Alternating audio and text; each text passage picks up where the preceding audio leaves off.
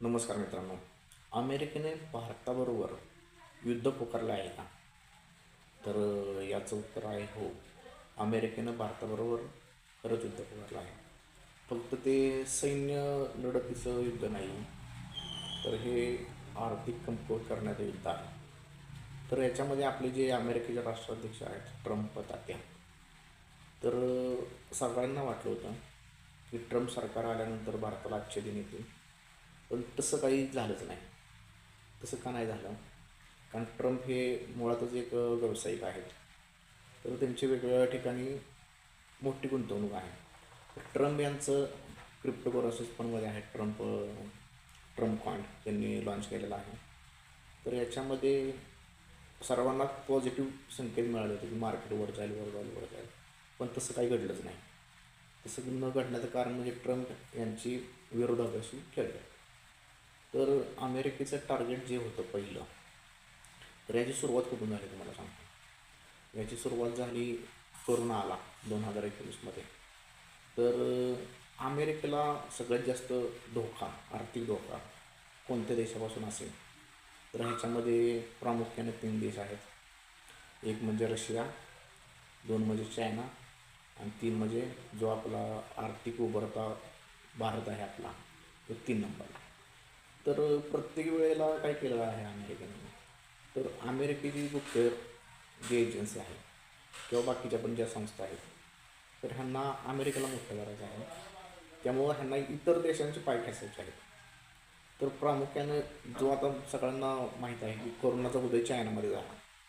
मला तर असं वाटतं की कोरोनाचा उदय चायनामध्ये नाही झाला, कोरोनाचा उदय चायनामध्ये घडवून आणला गेला. ह्याच्यामध्ये प्रामुख्यानं अमेरिकेचाच हात असावा.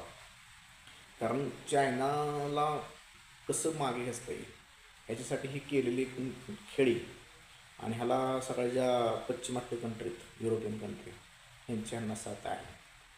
तर कोरोनामध्ये चायनाचं त्यांनी आर्थिक कंबरड मोडून टाकलं. म्हणजे असं दाखवायचं की हे केलं सगळं चायना आणि करायचं मात्र अमेरिकेनं. कारण ही ह्यांच्या आत्ताची सवय नाही, ही पहिल्यापासूनची सवय. कारण अमेरिकासारखा देश म्हणजे मराठीमध्ये म्हण आहे, मेलेल्या माणसाच्या टाळूवरचं लोणी खाणारा, जसं म्हटलं जातं. तसा अमेरिका हा कोणाचाही सगळा नाही, तो कोणाचाही होऊ शकत नाही. कारण त्यांना फक्त दिसतं प्रॉफिट, आणि हे जगत चाललेलं आहे व्यापारावर. तर मग सर्वात मोठा धोका कुठं द्यायचा, म्हणजे सर्वात मोठा खड्डा कुठं खणायचा, तर हा व्यापारावर घात घालायचा, हा अमेरिकेचा डाव आहे. तर चायनामध्ये कोरोनाची सुरुवात जशी झाली, तर ह्याच्यावर ब्लेम केलं गेलं चायनाला. आणि कोरोनाचा उदय चायनामध्ये झाला आहे हे कुठल्याही प्रूफ झालं नाही. जे WHO आहे ते सुद्धा अमेरिकेचंच आहे. त्यांचं जे सगळं आहे ते अमेरिकेच्या अंडर आहे. जेवढ्या मोठ्या संस्था आहेत, जे सर्व आहे ते सगळं अमेरिकेच्या कंट्रोलमध्ये आहे. त्यामुळं अमेरिकेला मॅनेज करणं कुठल्या गोष्टी काही एवढं जास्त अवघड गोष्ट नाही. तर पहिलं टार्गेट हे चायना होतं.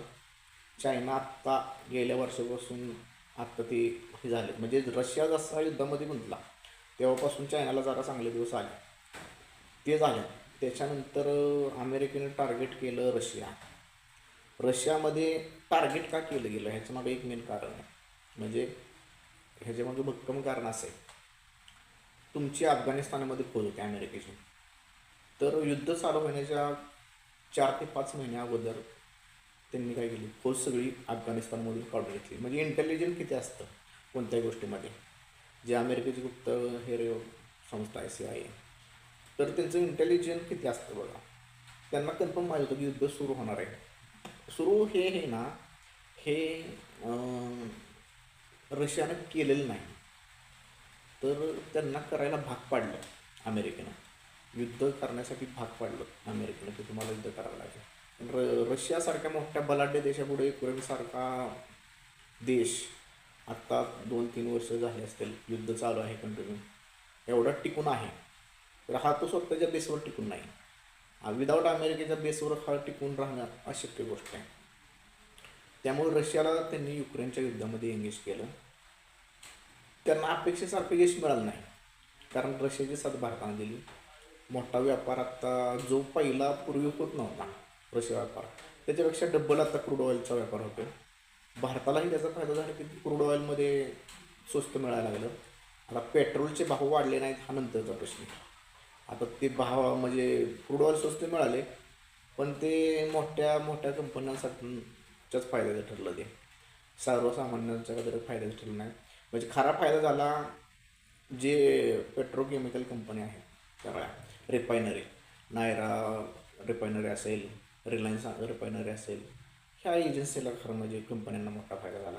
सर्वसामान्यांसाठी हा फायदा नाही, कारण की पेट्रोल क्रूड ऑइल तुम्हाला एवढे स्वस्त मिळते, तर पेट्रोलचे दर का म्हणून वाढते? ते नाहीत ना वाढले पाहिजे. ते काय ते इंटरनॅशनल प्रश्न येतो.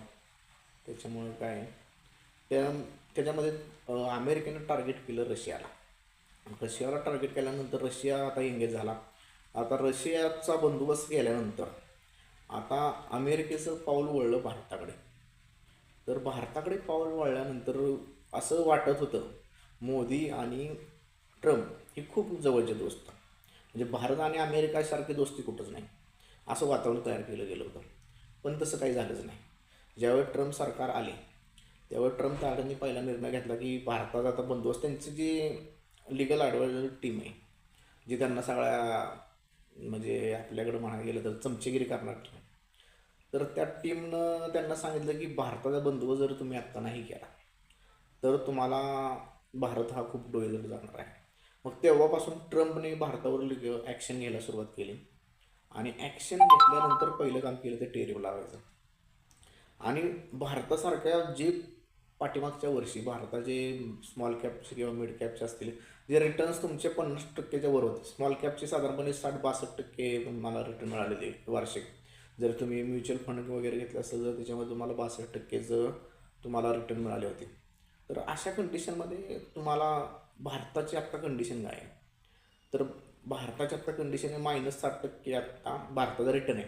पण याच तुलनेमध्ये तुमचं जागतिक जे नॅसडॅक आहे ते त्यांचा 29% रिटर्न्स आहे. 2 महिन्यात तर पाठीमागच्या ते 54% वाढलं. हँगसँग हँगसँग मार्केट जे चायनाचं आहे, आजपर्यंत जर तुम्ही त्यांचा रिटर्न बघितला ETF वगैरे जे आहेत, तर ETFचा रिटर्न साधारणपणे 80% आत्ता हँगसँगचा आहे, हँगसँग मार्केटचा.